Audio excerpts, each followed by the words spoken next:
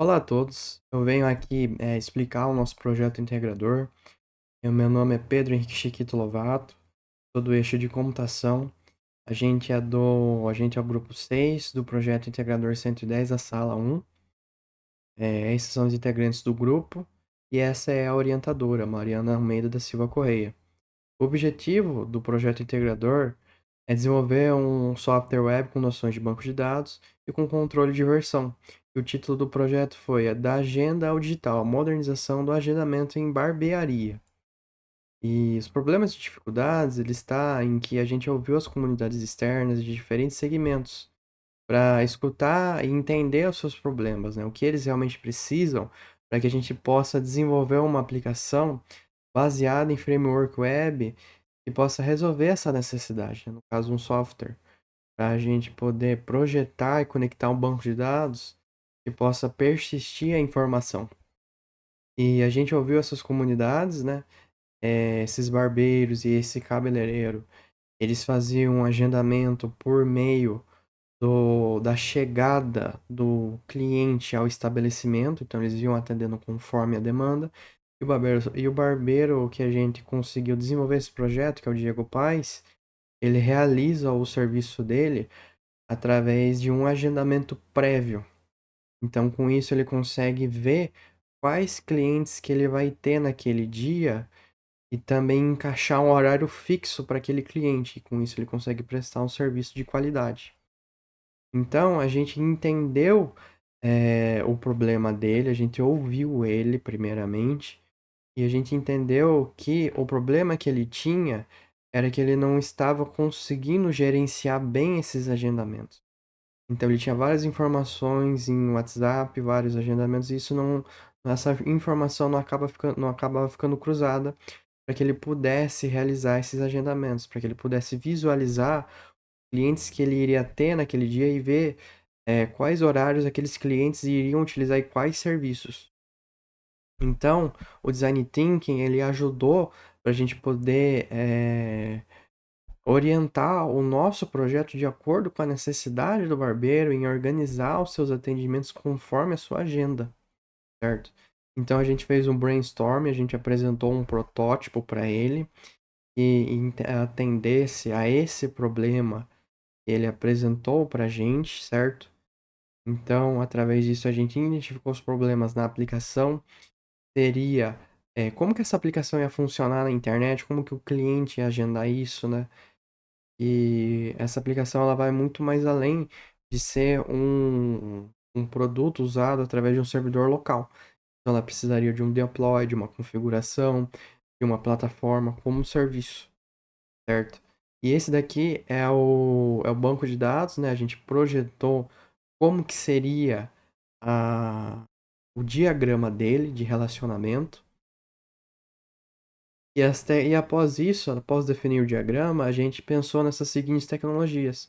O Spring Boot, o PostgreSQL para o banco de dados, o IntelliJ como IDE, o Neon Tech como banco de dados que hosteia o PostgreSQL, CSS, HTML e JavaScript para ser o alicerce do nosso projeto, e a Render para ser o site que a gente consegue realizar o deploy nele. Então, as tecnologias que foram utilizadas dentro do framework foi o JPA, Hibernate para persistência do dado, para o dado ficar lá gravado, né? O dado de login, de cadastro do usuário, o Timeleaf para que a gente pudesse renderizar as informações na aplicação, o Spring Security para autenticação e autorização, e o Lombok para diminuir o código repetitivo. E essa é a interface do banco de dados. Então, com ele a gente consegue ter métricas de uso e também consegue ver quantos recursos estão alocados para esse projeto. Esse daqui é o repositório do projeto para fazer o controle de versão dele, certo? E a gente dentro disso a gente utilizou o Git e o GitHub para poder fazer esse controle de versão. E também o deploy do projeto ele foi utilizado através da render, através da render em consonância com o Docker. Então, o Docker ele é como se ele criasse um container para esse projeto e dissesse quais recursos ele precisa para que aquilo rode, certo? E essa daqui é a interface da render que a gente consegue ver o uso de banda do projeto. Então a gente consegue ver os picos dele também, o uso de consegue ver essas métricas e logs para acompanhar o quanto que ele está sendo utilizado e também fazer e ele também hostear a aplicação. Agora eu vou mostrar para vocês como que é a interface do site, certo?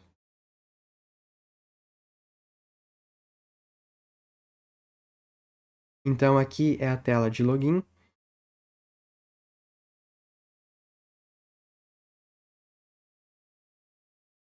Aqui é a tela de login.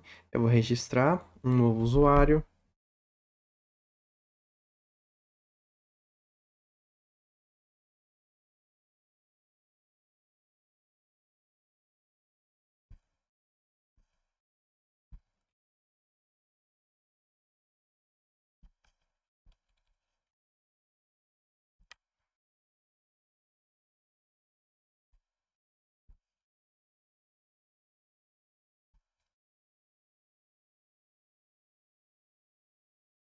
Então, com isso, eu consigo acessar a plataforma do barbeiro.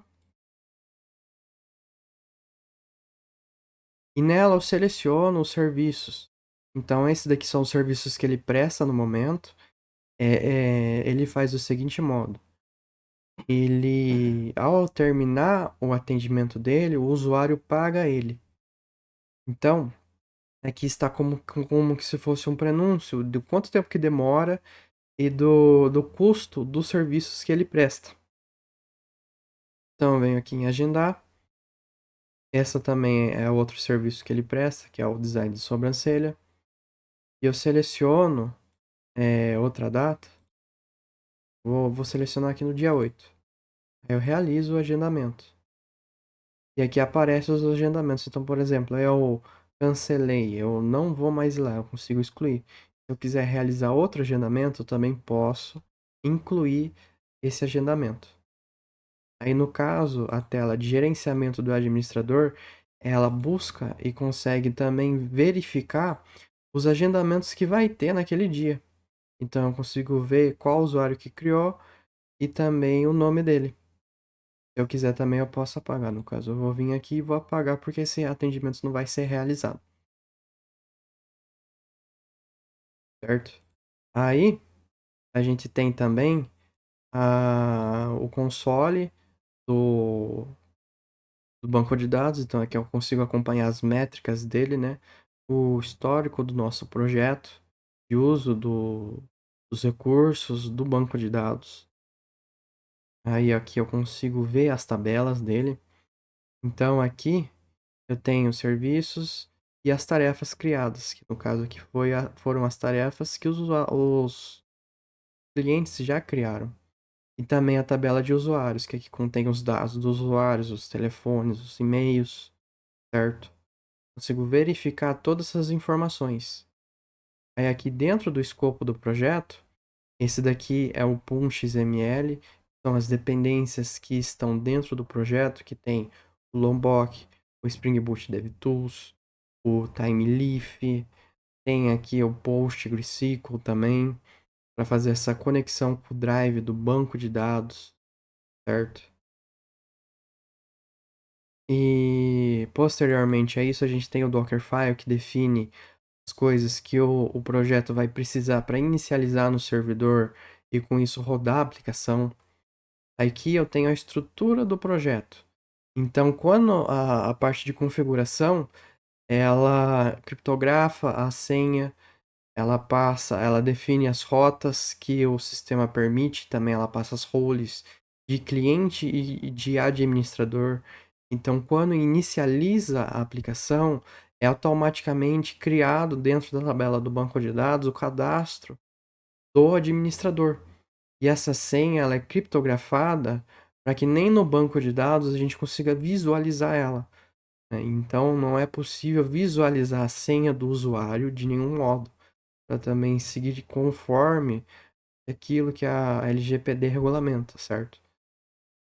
Aí aqui eu tenho os controles de agendamento que definem as rotas.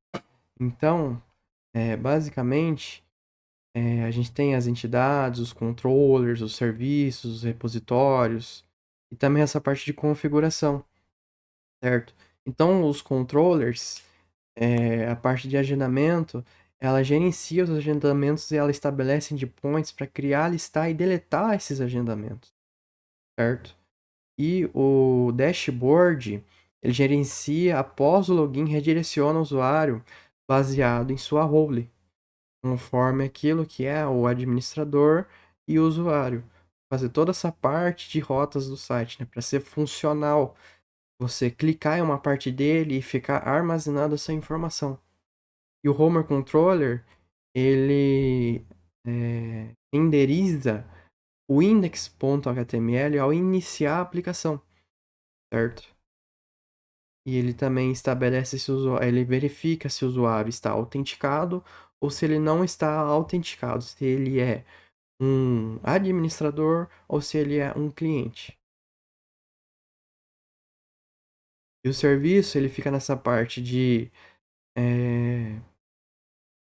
listar, de incluir novas informações, certo? De renderizar as informações, de passar essas informações para poder renderizar posteriormente. Então, tenho também aqui a parte da página da sobrancelha, o Task Controller, ele verifica as atividades que estão sendo criadas, né, os agendamentos, e com ele eu posso deletar, editar, eu posso apagar, certo? Posso criar uma nova tarefa. Ele também, com isso eu também tenho os logs para ir acompanhando a aplicação, eu ir verificando através do System Out Print LN, certo? E também fazer a verificação se é ou não administrador, conforme vai sendo criada a tarefa, porque tem uma diferença entre criar uma tarefa como administrador e como usuário. E também a parte do controller do usuário com as rotas específicas para ele. Aqui eu tenho as mods, que essa parte aqui é para criar as tabelas no banco de dados, no caso. Tabelas com esses respectivos atributos. E aqui eu tenho o gerenciamento também do objeto através do register DTO. Os serviços que no caso, que tem o título, a descrição, o preço e a duração. E também as tarefas. Que elas têm o deadline, o beginline, certo? Que elas têm toda essa regra de negócio que não pode ser uma tarefa e ela é criada através de um certo horário que passou, também os logs para o usuário ir acompanhando se ele está fazendo certo. Repositories que estende a interface auxilia nesse processo de cadastro para o banco de dados. E também eles auxiliam naquilo que é a seleção para que o serviço seja exibido para o administrador. E aqui eu tenho a App User Service, que ela verifica se não foi ou não encontrado e-mail no caso de um possível erro, certo?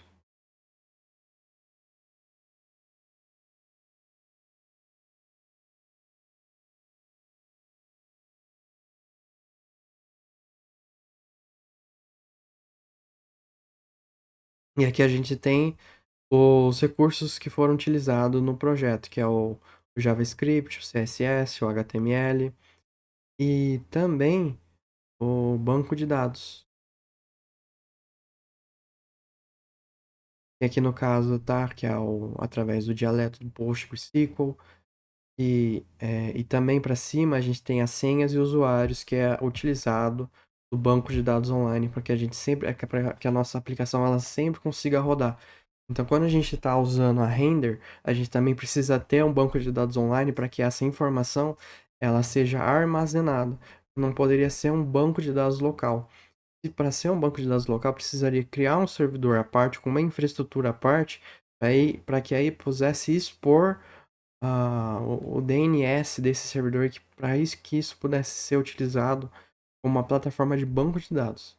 Mas a gente utilizou um banco de dados online para que essas informações pudessem ser armazenadas e criadas. Certo? Muito obrigado a todos. Essa foi a apresentação do projeto. E agora eu finalizo.